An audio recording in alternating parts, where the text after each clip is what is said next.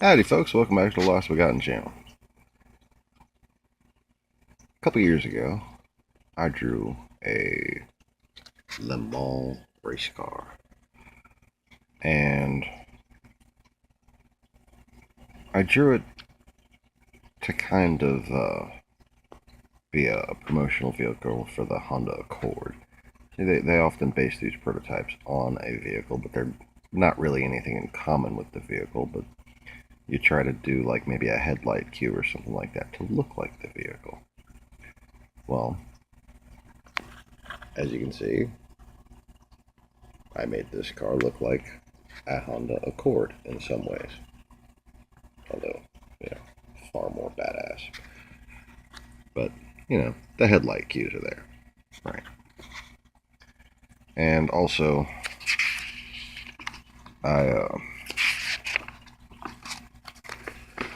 managed to configure a front-wheel drive version. Front engine, front-wheel drive prototype Le Mans race car. Isn't that fascinating? Now, the main interesting feature of this is this weird little spoiler. Goes across the front, and obviously I spent way too much time doing way too much on this thing.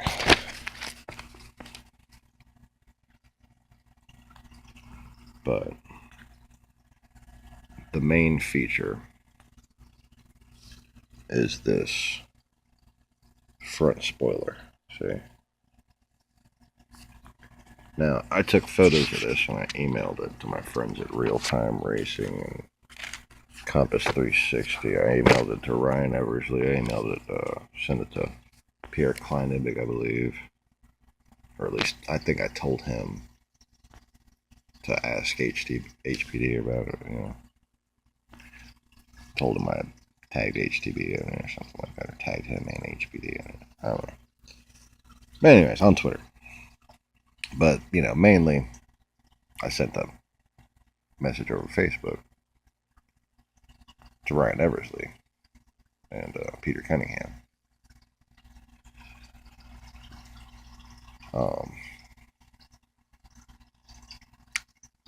And I explained to them, you can do the Accord like this, the TLX.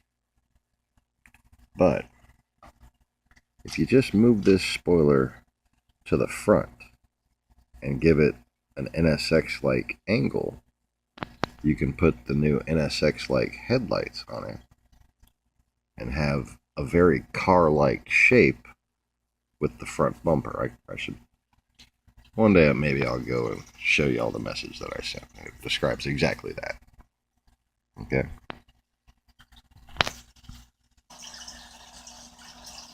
Well, check it out. It's an NSX-like Acura LMP1 hybrid. It's number 7. It's just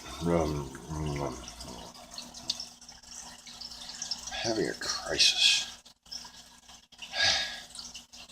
an emotional, physiological, fucking total sensory overload. Oh my god, I want to drive that.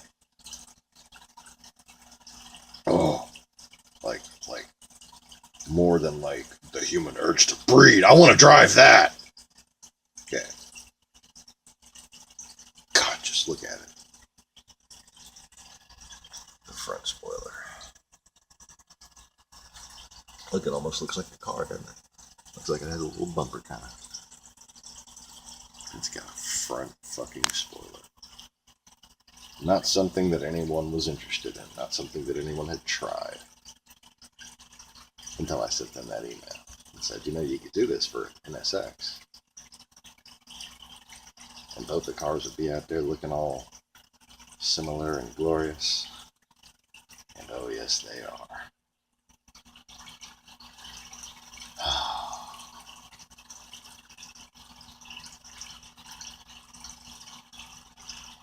So anyways, this is the 12 hours of Seabring,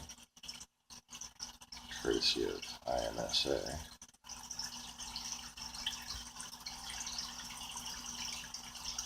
Now, before I let you see it in motion right quick, just a brief little half a second or so.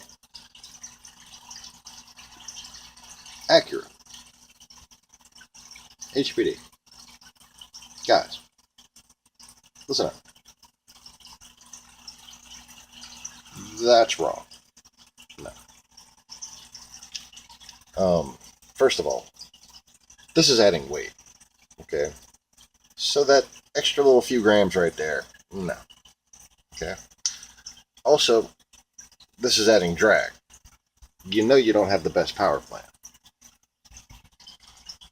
Weight and drag. Can we do something better here?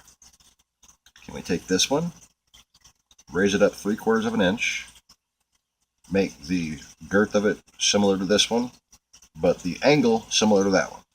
So I want this bottom one, the back of it raised up a little bit higher. The back should go up 3/4 of an inch. The bottom should go up 1/4 of an inch. This should slope up higher, similar to this angle. Okay, what that'll do is channel the air the way we want this channeling the air, which is in a vortex over the back wing. Okay. Without causing an extra little bit of drag, which equates to probably about 15 pounds working against the car, pushing on the front of it at 150 miles an hour. Okay. So, what I'm seeing there and the improvements are consistent with what I'm seeing with the performance level of this car, and I would think that it would actually get just that little bit of extra performance edge if you just take away that extra weight and drag right there. That's all. You wouldn't think that weighs very much, but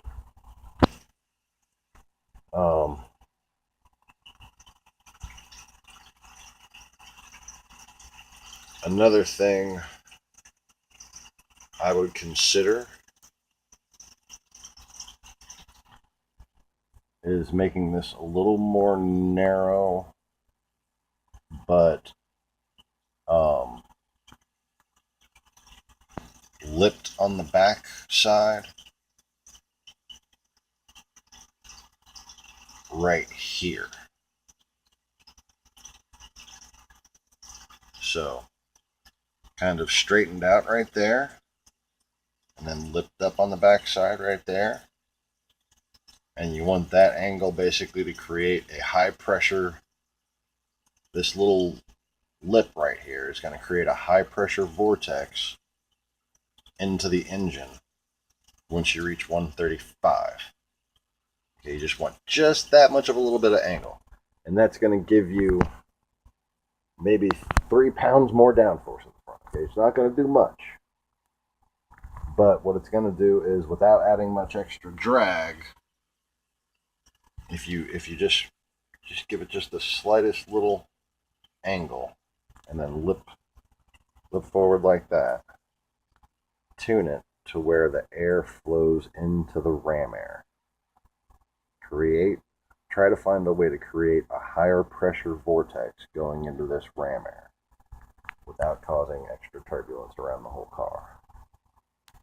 And I think you'll get 0.3 a second around a 2-mile circuit.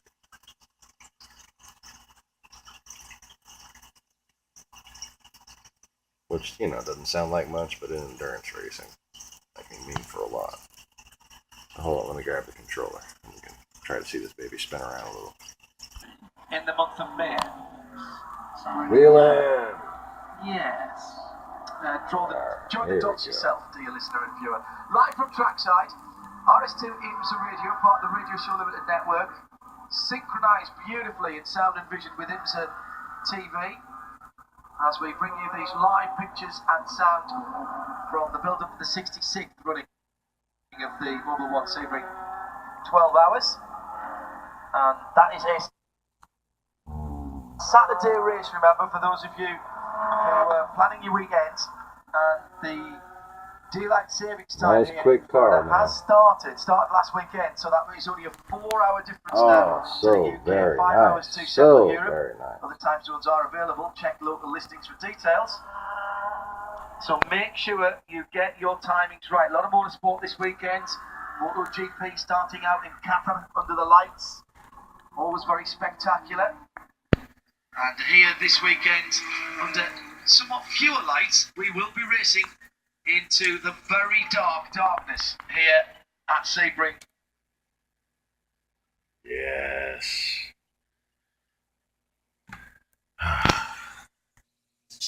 I must say, that is one badass machine. So, tell me what you think in the comments. Click the like button if you like the car. And subscribe if you want to see what else I'm capable of.